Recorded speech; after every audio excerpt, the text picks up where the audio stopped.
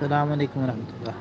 جب فارغ ہوں تو یہ دیکھ کے بتائیے گا کہ یہ ٹھیک ہے کہ غلط ہے۔ جی السلام علیکم ورحمۃ اللہ۔ جی حضرت ڈاکٹر صاحب خیریت ہے؟ جی ماشاء اللہ، اللہ تعالیٰ سب خیریت رکھے۔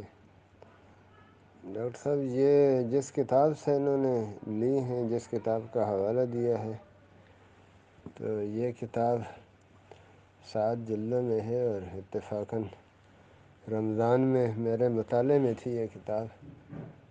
رمضان میں میں نے اس کے سب جلدوں کا ان سب روایات کا جن پہ انہوں نے تحقیق کی ہے نا، یہ سب میں نے دیکھی۔ تو یہ صحیح ہے، یہ بہت سی روایتیں جو مشہور ہیں لوگوں میں، تو اس پر انہوں نے تحقیق کی۔ بڑے عالم ہیں، کراچی جامعہ فاروقیہ میں یہ کام ہوا ہے نا تحقیق کا۔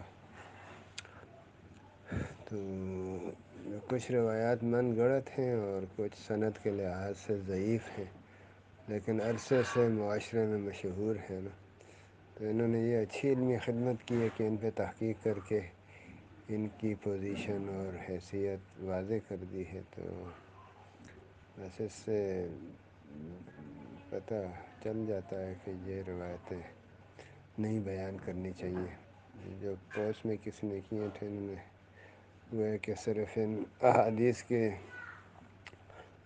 جو اس کتاب میں جن پہ تحقیق ہوئی ہے تو فہرست سے جمع کر دی، باقی اس کتاب میں تو ان میں سے ہر روایت پہ بڑی تحقیق ہے کہ یہ کس کس کتاب میں آئی ہے اور کب سے آئی ہے، اور اس کے راوی کیسے ہیں، اور ائمہ حدیث نے اس پہ کیا جرح کی ہے، کیا کہا ہے، ساری انہوں نے تفصیل وہاں دی ہے۔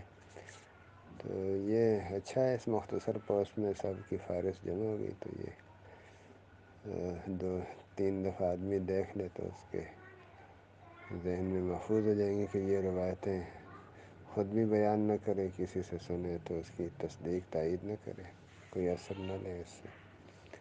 ٹھیک ہے، السلام علیکم۔